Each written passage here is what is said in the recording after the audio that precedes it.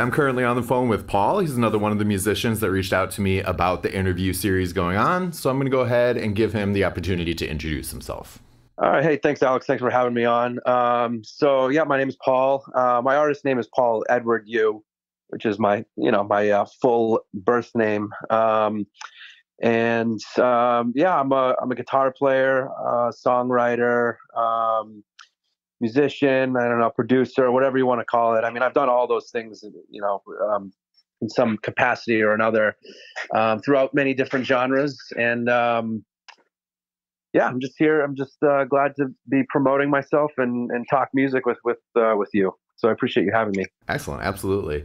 So I always like to start, in the beginning moments. When did you first find music, and what about it really connected to you and made you want to pursue it? Well, I would say it's definitely when I was very young, probably 8 or 9 years old, and my dad would play, like Fleetwood Mac.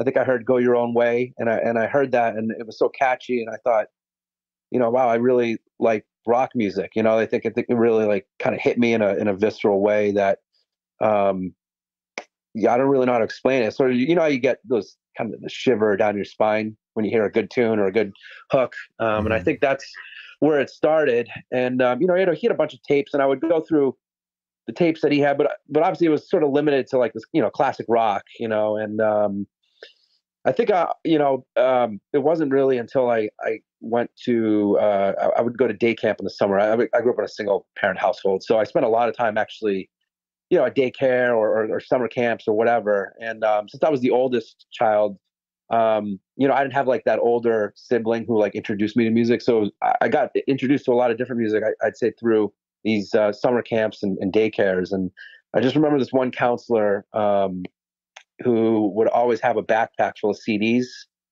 And I remember he took out like like Green Day's Dookie, and like, The Offspring. This was the time of these were like the popular bands at that time. Hmm. And I think it was The Offspring Smash, where I was like, this is really this it like changed my whole view of like it just got me more interested in music, beyond like the classic rock stuff that my dad was listening to. And I'd sort of just stand there in front of the mirror and play air guitar. I was like a 10-year-old kid, and I just thought this is going to be my life. My dad had, it seems goofy, but it really like that's like how I passed my time. I'd say for a lot of my childhood, was just like standing in front of the mirror playing air guitar. But my dad had an old Washburn acoustic, and I asked if he would, let me fiddle around with it. And next thing, that led to me getting guitar lessons.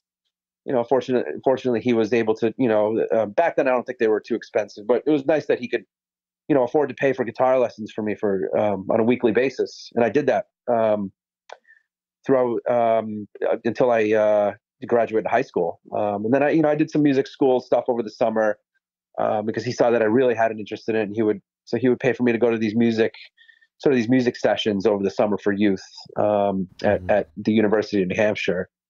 And that's why I really started to, I guess, gain the theoretical and the sort of the more technical aspects of music that my intellectual curiosity was sort of leading me to.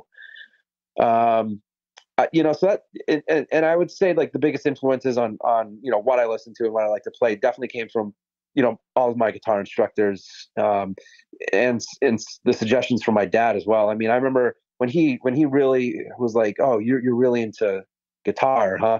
Well, you got to listen to Dire Straits. You got to pick up Dire Straits' album. You got to pick up Jimi Hendrix's stuff. You got to listen to Led Zeppelin." And that's how I got into that. And then, to be honest with you, I think I have to attribute the technology that was developing at the time. This is when Napster was a new thing, Hmm. and sort of, I still had dial-up internet, but broadband was sort of coming into some of the households that could afford it. Eventually, my dad did get broadband, and that's when I was downloading like crazy, and I got into all sorts of things beyond just your run-of-the-mill classics. And Hmm. so I do attribute a lot to Napster, which I know is controversial, but here we are now with the streaming and Right. and all that. But I mean, really, like that's that. I think there were there's some good things about Napster, and then there's some bad things about it. But I think the good things really is that it sort of exposed people like me, and to just a whole lot of music that really helped shape where I am today. So, and I would say another album that really got me out there was Nevermind by Nirvana. So this was at the time. This was like mid '90s or whatever, late '90s and into the 2000s. So Hmm. all that stuff was relevant at that time. I know now it's a little bit. Maybe people might listen to this and say, well, "Who?" Or I don't know. I don't know who the target audience is for this, but that was the stuff that got me into it. And now I listen to all sorts of things, like even stuff Hmm. that's music that's not even guitar based. So Well, specifically in regards to Nevermind, I don't think that one has fallen out of relevance. That still no, gets a right, ton yeah, of airplay. of course. No, yeah. That one obviously is that's. I mean, you got to be living under a rock if you're not familiar with that. Right, Maybe the right. Offspring Smash. I mean, I think maybe that although even though that was like one of the best selling indie albums of all time. So Hmm. when it came out through Epitaph. So, but that might be a little bit of a less relevant name these days. Sure. So once you did kind of, decide that that was the path you were going to take, you were very into it, you're getting all these influences. How did you go about the process of actually, converting your instrument into a hobby, into a creative outlet? Yeah, you know what the funny thing is that I never really thought of it as a hobby. I think that when I hear the word hobby, and this is not to downplay hobbies. I mean, I always feel like hobbies are things people take up, because they have some sort of cursory interest in it, and they don't really think of it as they sort of separate it from their day job and what they do to pass the time, just interests that they have. And this could certainly be considered a hobby, I guess. But I feel like because I've sought out at least a professional aspect to it, that I almost always just thought of it as something that's in my blood and in my just something that emanates from me that I'm always going to do, and I'm always going to seek to do more whenever I can. Mm-hmm. And I almost always, people ask what you do and whatever, and you sort of have to tell them what your day job is. But at the end of the day, if I really want to have a conversation with someone, we're going to talk about music. We're going to talk about creating music, making music, and I've been on tour. I've been called in for sessions in the studio. I'm on recordings that are licensed. So that's why I consider this a little bit more than a hobby. Mm-hmm. And while I do have a day job, it's not the big money maker and all that. I think it led to answer your question. It led to this creative outlet because I really don't see any other way around it. I mean, I have other interests. Mm-hmm. Like for example, I did almost a decade of jujitsu and judo. I consider that a hobby. Mm-hmm. I didn't really like. I would go maybe 4 or 5 times a week to get some exercise, but I never really thought like, oh, I'm going to be a pro fighter someday. It was just sort of Sure. like, with music, as a kid, I just like, yeah, I did my homework. I did the chores around the house, but really all I wanted to do was just like sit in front of the stereo and Mm-hmm. learn a new guitar riff or, and learn how to read music and things like that. And I said, I'm going to be in a band, and I even rushed myself and formed a band when I was in like the third grade or something. Mm-hmm. It wasn't really a band, my dad was probably laughing at that idea, but what it never stopped. And it led to like doing talent shows in high school, to me moving out and just like surround and just making sure that everything in my life somehow it allowed me to continue to play music. Mm-hmm. And I lived in Boston for a while, and so navigating that scene in Boston, it was big in like hardcore punk, like those were the rock guitar based genres that at that time that were really big, that I kind of fell into. But I played in jazz band in high school, and I still read I go through the real book just to keep up, to sharpen the my brain and all that, and I like to play with a lot. I go to a lot of open jams. That's how another way I keep up with things, and that's how I meet new people. And Mm-hmm. but I guess to answer your question, I know it was like long winded and That's okay. roundabout, but I just never really saw it as a hobby. I just sort of just always, I guess to pinpoint it down, I always made sure that music was somehow in my life, and in that it took up a major part of it. It was whatever I did. I based my day job around it. I made sure I had a day job that allowed me to gig, Mm-hmm. that allowed me to play, that didn't completely exhaust me, to the point that I couldn't play music. Sure. So, in addition to being called in for session work, and then also meeting other musicians at like open mic, do you have like your own project that you're working on, or are you part of a band that is continuing to gig and write new material? Yeah, no, all that. I try not to limit myself, but yes, I do have like stuff that I work on my own that I just slap my own name on. Hmm. I just had a record come out. I just released a record. I have a few EPs, and two of them I wanted to make. They're all instrumental, by the way, but I wanted to make them sort of conceptual. I'm really into like, like transcendence and psychedelia and stuff like that. And so I have a couple of instrumentals that are connected in that way. And one of them I just released. So yeah, I do have stuff that I work on my own. I would put it in sort of like the post rock sort of realm of things. Instrumental rock, a lot of focus on soundscape, as Hmm. opposed to like your verse, chorus, verse kind of stuff. But also, I have because I have a whole lot of stuff in the vault too that I've yet to go back to the studio that I did it at, and mix it and get it mastered and sent out. But I have other stuff in the realm of sort of like fusion, jazz fusion, funk, because I'm really interested in that kind of guitar stuff. And then I also have believe it or not, an EP that's just solely home studio based, so electronic drum machines, synths, in the box and out of the box stuff. And as you can guess, that was because of COVID. Hmm. Couldn't really go out Sure. and play with people, and so I was like, you know what, I'm gonna. I had all these drum machines and synths laying around, and I kind of messed with them, and I said, well, let me make something out of that. So I got that kind of stuff out there too. But right now, I also play. I live in New York City now, and I play in a rock Mhm. band called Tube PC, and there's a Bandcamp for that. tubepc.bandcamp.com. My own website is paulumusic.com, Mhm. and all of it's actually, if you go to my website, if anyone who's listening to this wants to actually check it out, you go to my website, paulumusic.com. You'll find a link to everything I've done, Mhm. studio sessions I've done, people I've played for, at least the ones that I thought I'd like to highlight, and then my own stuff. Sure.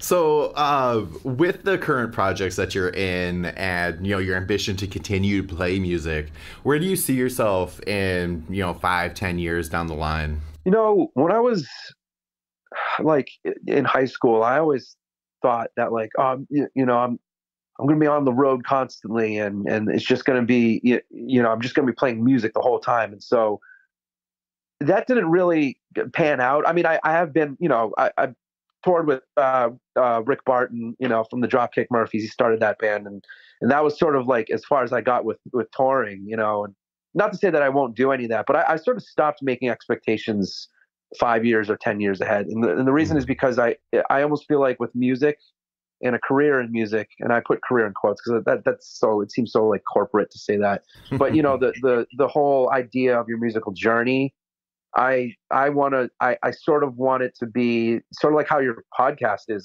just a bit more organic, and Mhm. see where it leads, because I already know it's in my blood, and I already know like I'm not going to stop doing it, barring me getting completely maimed, but even then, like if I lost both my arms, I'd just do what Zappa did. When he Mhm. couldn't play guitar anymore, he started getting into the synclavier and these synths and like Mhm. composing on computers, Mhm.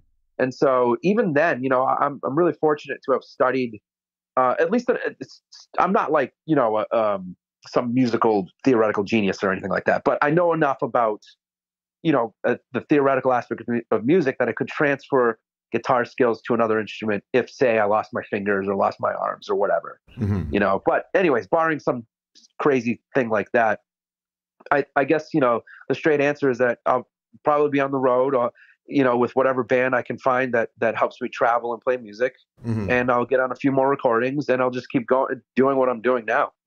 Excellent. So, in the time that you have been working on music, what are some of your most prominent memories? Things that like really stand out to you? Um, wow, yeah, I think I think that when I started. honestly, it's almost every show that I play. It really it sounds weird, but it I get up there, you get on the stage, and you sort of feel high, and you see, and like there's a lot of like stories I could tell about funny shit that happens, or some moments that are just like kind of outrageous or whatever. I mean, I could get into all that, but honestly, like the things that stick out to me the most, you know what it was, you know what I'm going to say, and this is definitely very very personal, and it's because this the drummer I used to play with, he recently passed away, and and he was a big musical influence on me, and so I think getting him in the studio and having played with him, he was a little bit old. He was maybe like 4 years older than me, and so I would, when we were I was younger, my friends and I, we would see him in his band. They played like these punk rock bands. We'd go out and play, and that you know, uh, sort of laid the seed in my head that like, oh, I can do this. Like, I want to do that. I want to get up there and do that, and just rock out on stage, and have Hmm. fun. And I got to play with him and his band. They had these string of warehouse shows in Lawrence, Massachusetts, which is like a smaller city outside of Boston, sort of working class city.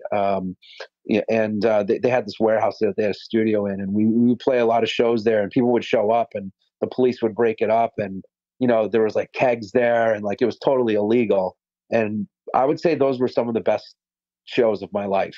And Having had him years later, we reconnected, and I had him on actually the record that I just released.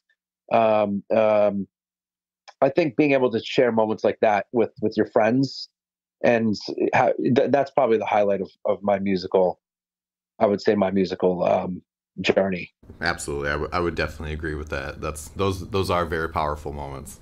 Yeah, I'm thinking about like, oh yeah, there was this time on stage where like we played to a sold out show, and I could mention stuff like that, but I'm just like, Hmm. I don't really like, that's cool, but like I honestly, deep down, when you think about it, it's really actually sharing the moments with some of your friends, and just being Hmm. in the studio, and just go and being on the road. Like we would come to New York City and play, Hmm. and there's a lot of stories there, and I just think having those stories that they're sort of like inside stuff, I guess. Yeah, Yep. that's the kind of stuff that I really like. But Yeah, and those are the kind of stories that listeners and audience can really tap into, because when you tell a story about playing to like a sold out audience at a stadium or something like that, all of those fans were there too, but those intrinsic interactions that are behind the scenes, like those are the more emotive stories, because the fans don't get to see those, they don't hear about those. yeah, yeah. Yeah, this, but so I might as well just like, if we have time, I'll keep going with this. This buddy of mine, his name was Gabe, Hmm. and he was a drummer. He's an incredible drummer, and he played. He just was like, he just hit the drums a certain way that was just really powerful for rock music and for punk rock. And I had an album that I put out. It's called The Shape of Time, and he's the drummer on it, and it's some really good stuff. And I would say one specific story I do have that I always find hilarious, and this would be for more for like the folks who are in that sort of rock, like punk grungy crowd, who might find this interesting and funny. But we were coming to New York City to play a show, and we were playing at this spot called the Bowery Electric. And we drove down, and we got here, and we set up, and we're playing, and this is like a Sunday night, and people showed up. I mean, it was only a small room, like 50-person room, but it was packed, and it was cool. It was fun. And the show got delayed though. We were on stage, and there had been this girl in the crowd, this lady in the crowd, who was clearly on some sort of drug. I don't know what it was, but she was taking her clothes off and like kind of getting on stage and whatever. This was before we got on, and I just had my eye on her. I'm like, it's New York City, whatever. This is like par for the course. Hmm.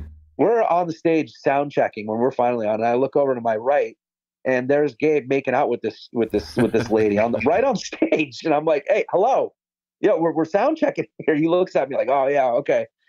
She gets off. We're sound checking. We're about to start, and the whole show gets stopped because this girl has gone nuts. She's getting kicked out now, and the police had to come, and she was complaining about that she needed her coats to get, she was going to leave, but she needed her coats. Where everyone's looking around for her coats. I'm pissed off, by the way. I'm like, I can't believe this is happening. They find her coats. They're just a bunch of stolen designer coats. They all got the plastic tags on them and shit. And it was just it was just hilarious. We played the show. It was fun. And then when we were done, Gabe goes, we got to get back to Boston soon. I'm like, what? Yeah, we're going to the hotel. We're going to sleep. He's like, no, I need to get back. We need to get back because he was in treatment. He was in methadone. He needed to get his methadone early in the morning. So we ended up leaving around 4 a.m. He didn't tell me.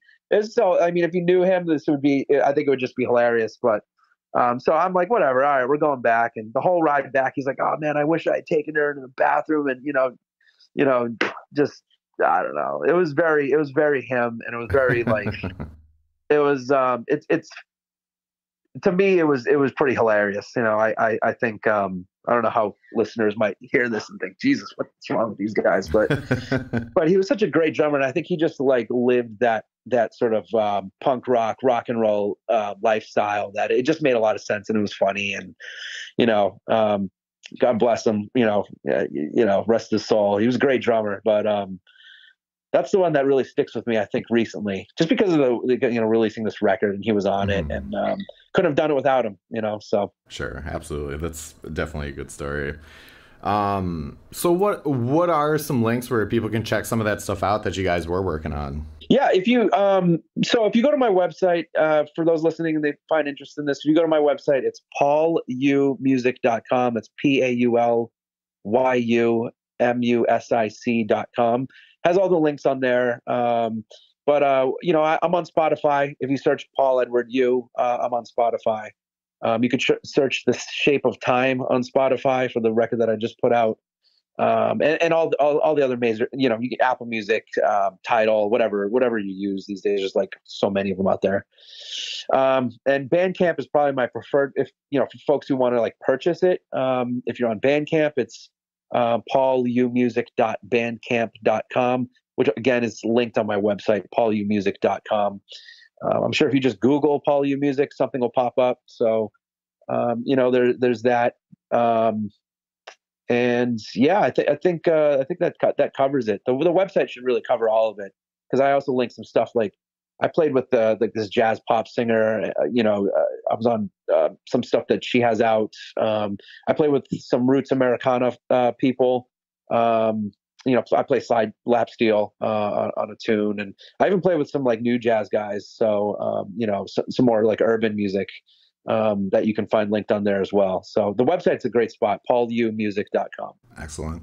And so I always like to give the person that I'm interviewing the opportunity to put out their last word, per se, just a message that you kind of feel resonates with you. Yeah. And I don't know if this is going to sound cliche or not, but I think that it took me, I think, a little bit to figure out, but I think that if you just make or do anything in your life that's for you and not for someone else, in other words, you're not doing it because you think your parents think you should do it. You're not doing it because you feel the peer pressure from your friends to do it. That you should just do what you like feel viscerally and down in your gut.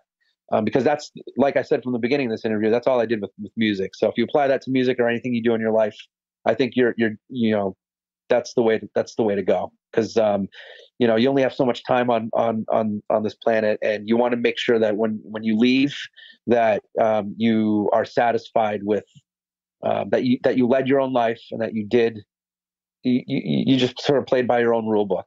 And so that's the advice I'd give for anyone.